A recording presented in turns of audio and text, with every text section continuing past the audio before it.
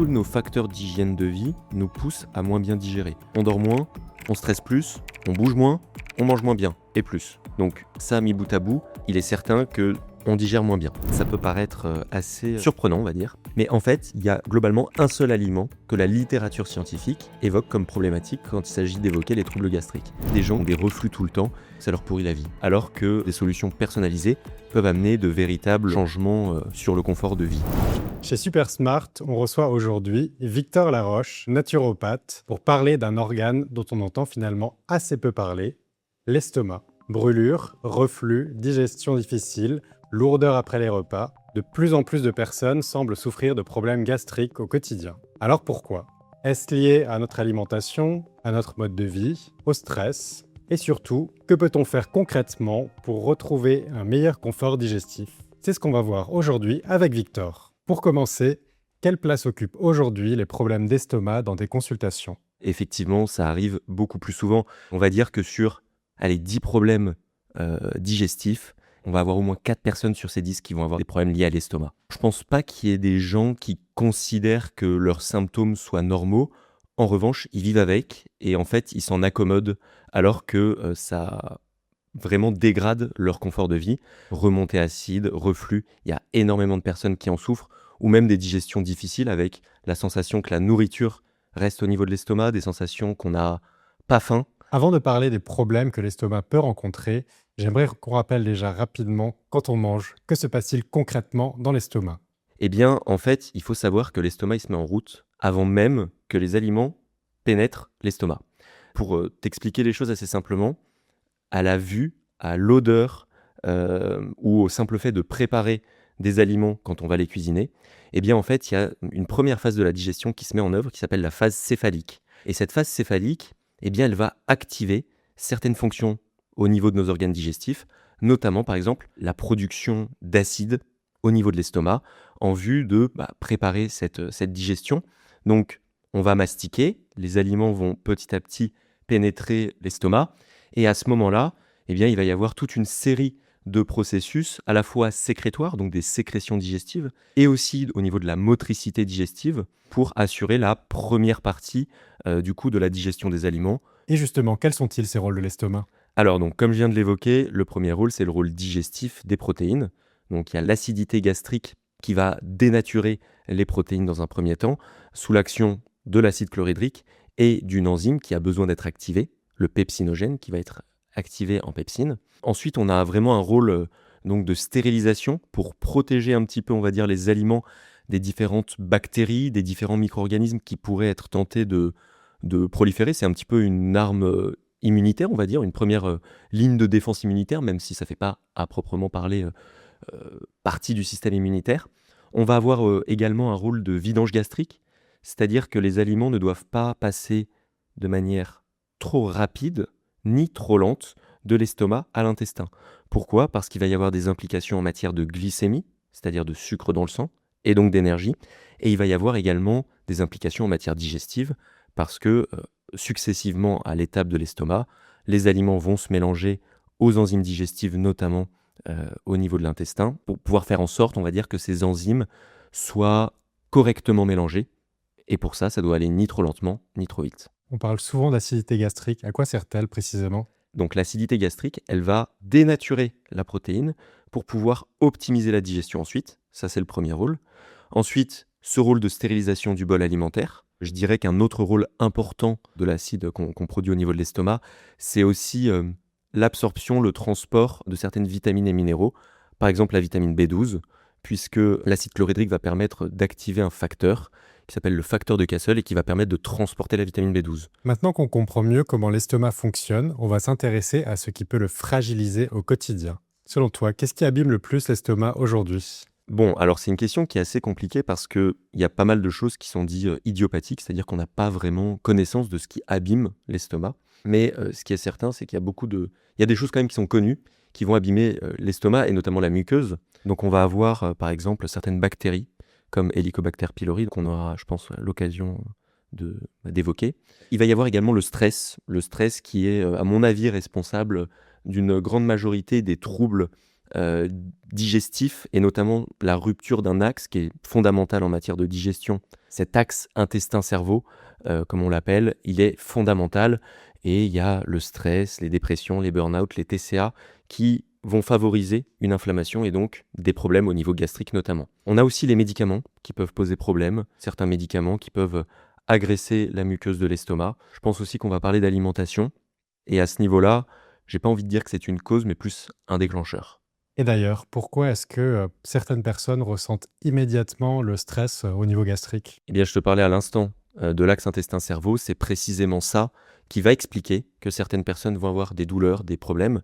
En fait, si tu veux, il va y avoir vraiment une véritable communication qui va se mettre en place entre les organes digestifs et le système nerveux central par un relais essentiel qui est le nerf vague. Quand ce nerf vague est inhibé dans son fonctionnement pour X ou Y raison, que ce soit, comme je viens de te l'expliquer, des dépressions, des burn-out, des TCA, des traumas même d'enfance, des choses comme ça, eh bien en fait ce nerf vague va en quelque sorte se figer, l'information ne se transmet plus, et donc eh bien on va pouvoir ressentir de la douleur là où une autre personne ne va pas en ressentir. Quels sont les aliments qui posent le plus souvent problème à l'estomac? Il y a globalement un seul aliment que la littérature scientifique évoque comme problématique quand il s'agit d'évoquer les troubles gastriques. C'est quoi? C'est les graisses, et notamment les graisses en trop grande quantité. Sinon, tout ce qui concerne l'alcool, le café, les tomates, les épices, parfois les aliments riches en histamine, donc le chocolat noir, l'aubergine, des choses comme ça, qui sont donc souvent évoqués comme facteurs de troubles gastriques, et bien finalement, il n'y a pas vraiment euh, au niveau des études scientifiques, une unanimité. Bien sûr, je le vois en pratique. Maintenant, il n'y a pas, au niveau de la littérature, quelque chose qui dit noir sur blanc, oui, ces aliments posent problème et vous devez arrêter. Et les repas pris trop vite jouent-ils un rôle? Alors, c'est vrai que la composition est importante, mais ce qui entoure le repas l'est également. Donc les repas trop copieux, ça va poser problème.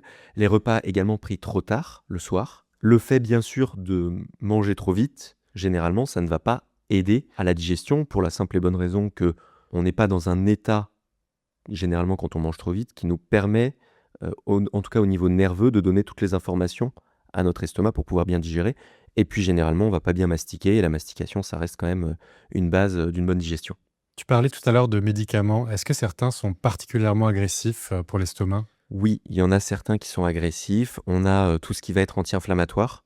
C'est pour ça que généralement, les médecins associent la prise anti-inflammatoire à tout ce qui va être inhibiteur de la pompe à protons. On a également l'aspirine, en fait tous les anti-inflammatoires, qu'ils soient stéroïdiens ou non stéroïdiens. Le problème, c'est que les IPP, sur le long terme, ça bloque l'acidité gastrique, donc ça bloque toutes les fonctions qu'on a évoquées un petit peu en introduction. Et puis, l'autre problème, c'est qu'en bloquant notamment ce rôle de stérilisation alimentaire, en tout cas c'est une des théories, eh bien ça augmente la prévalence de d'autres troubles digestifs, comme par exemple tout ce qui va être SIBO, donc Small Intestinal Bacterial Overgrowth, c'est-à-dire la prolifération bactérienne de l'intestin grêle, qui aujourd'hui est un énorme problème pour une majorité de personnes, enfin pas une majorité, mais une bonne partie des personnes qui souffrent de troubles digestifs fonctionnels. À présent, on va passer en revue les problèmes les plus fréquents que rencontrent les personnes qui souffrent de l'estomac. Reflux, brûlure, gastrite, Helicobacter pylori. Pour chacun d'entre eux, on va essayer de comprendre les causes les plus fréquentes et les solutions qui peuvent aider. On va commencer avec le reflux et les brûlures d'estomac. Alors je pense qu'il y a plusieurs raisons qui font que c'est devenu très fréquent. Il y a l'alimentation, c'est certain. Encore une fois, c'est pas une cause, mais un déclencheur.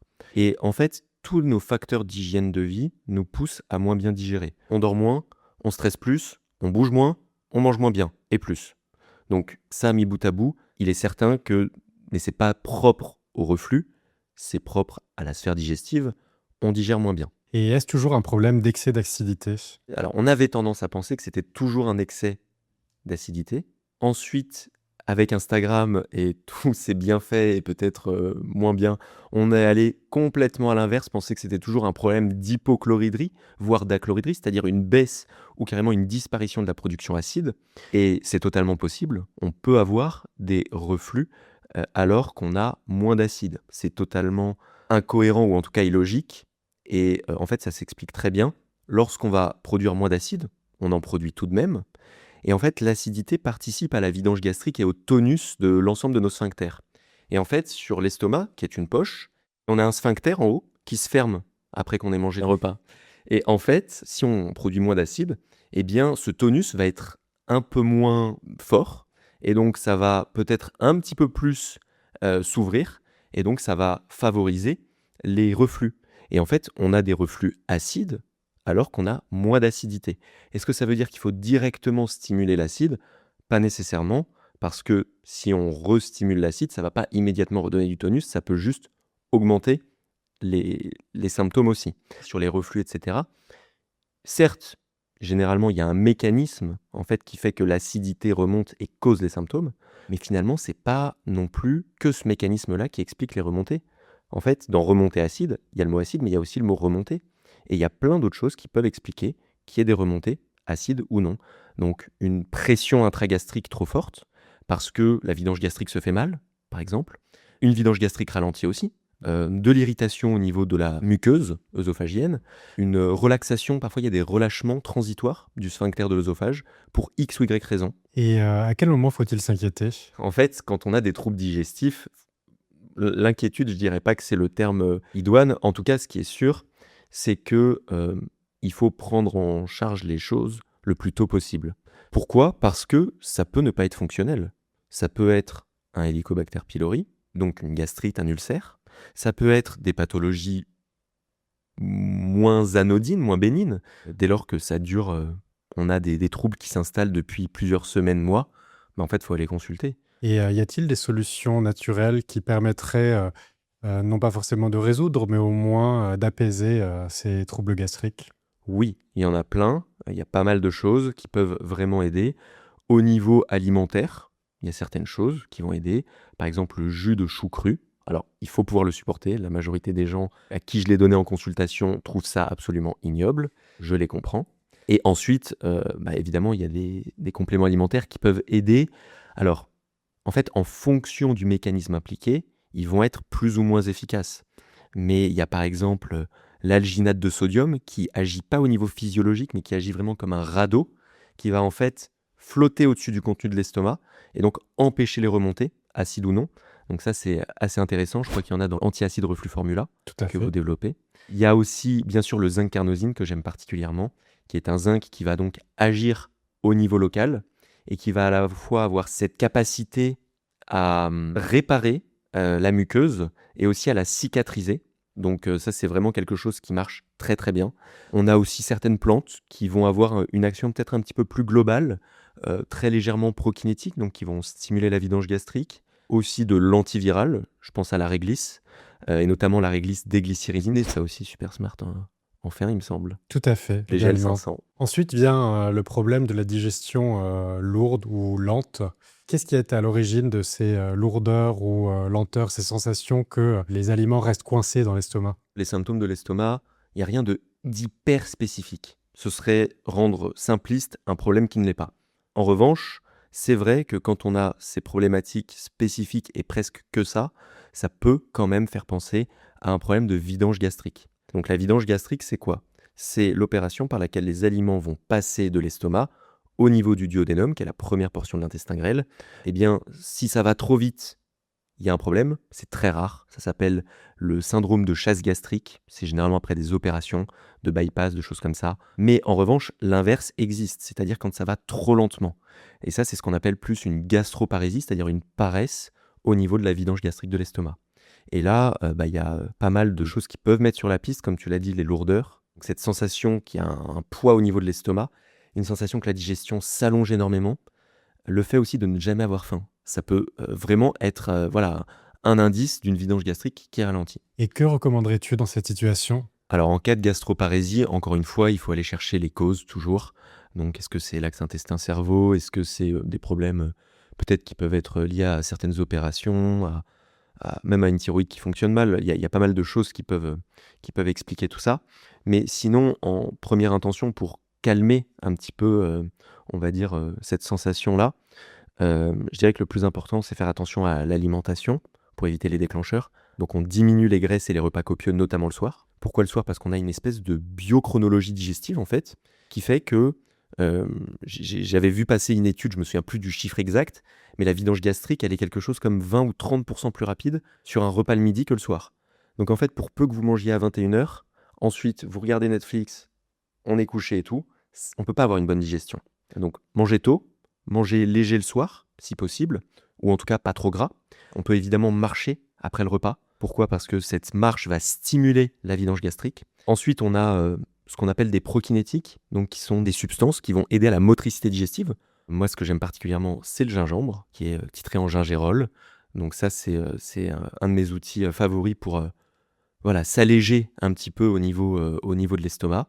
Et sinon, quand on va dormir, on peut faire en sorte de ne pas être complètement comme ça et de dormir un peu comme ça. On entend de plus en plus parler de gastrite ou d'inflammation de la muqueuse gastrique. Qu'est-ce qu'une gastrite exactement ? Une gastrite, en fait, c'est simplement une inflammation de l'estomac. Ça veut comme ça un peu tout et rien dire, d'autant plus qu'il en existe plusieurs sortes. On va avoir des gastrites aiguës qui relèvent essentiellement quand même de la sphère médicale. Il y a des gastrites chroniques et en fait, ça va dépendre essentiellement de certains virus, de certaines bactéries. Pour tout ce qui est symptômes de la gastrite, en fait, dans la majorité des cas, ça peut surprendre, mais la gastrite ne cause pas de symptômes. Donc, c'est assez difficile parfois de la diagnostiquer par un médecin. En revanche, sinon, on va avoir en fait des symptômes, encore une fois, non spécifiques, comme des brûlures, des douleurs, ici au niveau de l'épigastre, donc un peu en haut par rapport au nombril. On n'a pas parlé de ça, mais la différence entre une gastrite et un ulcère, c'est tout simplement qu'en fait, la gastrite, ça reste superficiel, alors que l'ulcère, ça vient dégrader une partie vraiment de la matière de l'estomac, quoi. C'est pas une inflammation superficielle. Et quelles sont selon toi les pratiques à connaître pour soulager la muqueuse ? La vitamine dont je parlais, qu'il y a dans le jus de chou cru, ça s'appelle la vitamine U pour ulcère, parce que ça permet de gérer, en fait, même de cicatriser la muqueuse de l'estomac. Donc on a ces solutions-là, et en matière de pratique, ça va être quand même d'éviter tous les aliments déclencheurs. Donc ça dépend encore une fois des gens, et puis ça dépend essentiellement aussi de la cause de la gastrite, si elle est liée ou pas à notamment Helicobacter pylori. Jusqu'à présent, on a parlé de problèmes d'estomac très fréquents comme le reflux, les lourdeurs après les repas ou encore les gastrites. Mais parfois, derrière ces symptômes, il peut aussi y avoir une cause plus spécifique, une cause dont on entend relativement peu parler alors qu'elle est pourtant très répandue, la bactérie Helicobacter pylori. Eh bien, Helicobacter pylori, c'est une bactérie qui est présente dans l'organisme, pas qu'au niveau de l'estomac, mais qui s'installe souvent au niveau de l'estomac, mais qui est aussi présente au niveau de la plaque dentaire chez pas mal de personnes. Et comment l'attrape-t-on et peut-on l'avoir sans s'en rendre compte ? Alors oui, on peut l'avoir sans s'en rendre compte. Pourquoi ? Selon l'OMS, il y a 50% de la population mondiale qui sont porteurs de cette bactérie-là. Et cette bactérie-là, encore une fois, au niveau des symptômes, rien de très spécifique, des douleurs, des lourdeurs, une mauvaise digestion au niveau de l'estomac, des reflux. À partir de quel moment faut-il envisager un dépistage ? Dès lors qu'on a des symptômes digestifs qui, on va dire, s'allongent un peu dans le temps, qui deviennent chroniques en semaines, voire mois, à ce moment-là, en fait, il faut aller voir son médecin. Et il y a globalement 2 gros tests concernant Helicobacter pylori. Il y en a un qui n'est pas du tout invasif, qui est un test respiratoire à l'urée marquée. Et puis on va avoir d'autres tests qui sont un poil plus invasifs, mais qui sont aussi peut-être un peu plus fiables. C'est la fibroscopie, donc par laquelle on va mettre une caméra au niveau de l'estomac, et on va analyser en tout cas s'il n'y a pas des foyers d'hélicobactère, parce que Helicobacter peut vraiment poser des soucis. Et du coup, est-ce que c'est grave et que doit-on faire si jamais l'analyse se révèle positive ? Alors, est-ce que c'est grave ? C'est pas grave, mais c'est important. Pourquoi ?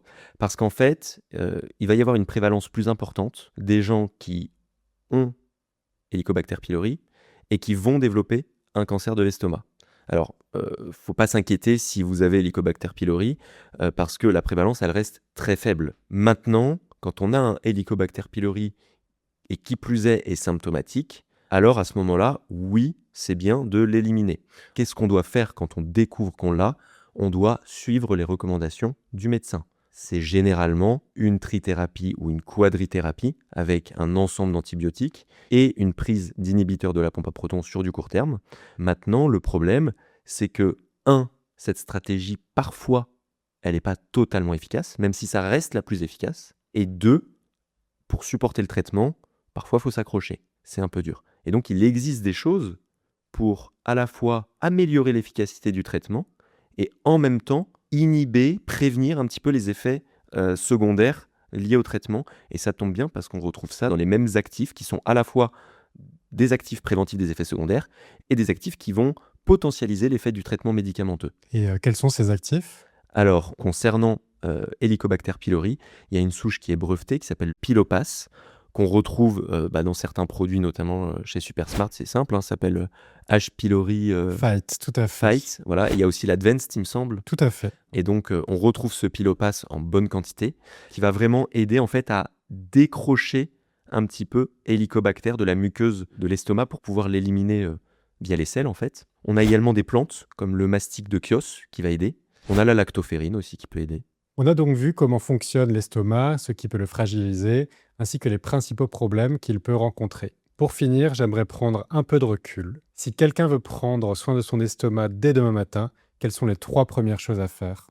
Respecter sa chronobiologie digestive, donc plus manger le matin et le midi que le soir. Améliorer sa vidange gastrique, donc la marche. Et puis sinon, vraiment trouver le complément adapté. Et si on ne sait pas quoi prendre, on privilégie toujours la muqueuse à la stimulation. Donc toujours aller du côté du zinc carnosine par exemple, des GL 500, antiacide reflux formula, voilà, quelque chose qui va protéger l'estomac plutôt que le stimuler. Parce que au moins avec une protection, vous n'aurez pas d'augmentation des symptômes. Alors que si vous stimulez sur une muqueuse qui est déjà fragilisée, vous allez empirer les choses. Peut-être qu'après, dans votre parcours, vous aurez besoin de prendre de la bétaïne ou des plantes amères qui vont stimuler, ou même du gingembre, mais au départ, vraiment se focaliser sur la muqueuse. Tu as beaucoup travaillé sur le sujet ces dernières années. D'ailleurs, tu vas sortir un livre sur le sujet. Est-ce que tu peux nous en dire plus? Oui, alors effectivement, je sors un livre sur l'estomac. En fait, il y a beaucoup de solutions pour les gens qui ont des problèmes d'intestin, mais pas pour les problèmes d'estomac. On entend parler du SIBO, on entend parler de l'intestin irritable, et jamais des gens qui ont une dyspepsie fonctionnelle, qui ont des reflux tout le temps, alors que ça leur pourrit la vie. Donc en fait, je me suis coltiné ce sale boulot qui pour moi n'en est pas un parce que j'adore ça, d'aller sur les bibliothèques scientifiques et puis finalement de même moi découvrir des choses, de me reformer à l'estomac. Et en fait quand on s'y intéresse vraiment fortement, on se rend compte que c'est bien plus complexe que ça et que des solutions personnalisées peuvent amener de véritables changements sur le confort de vie. Donc voilà. Merci Victor. De rien. Ce qu'on retient, c'est que l'estomac joue un rôle central dans notre digestion et qu'il est souvent perturbé par notre mode de vie moderne ou plutôt négligé dans les différents médias. La bonne nouvelle, c'est qu'il existe aussi de nombreux leviers pour en prendre soin et retrouver un meilleur confort gastrique et digestif au quotidien. Merci d'avoir été avec nous aujourd'hui et à bientôt sur la chaîne Super Smart.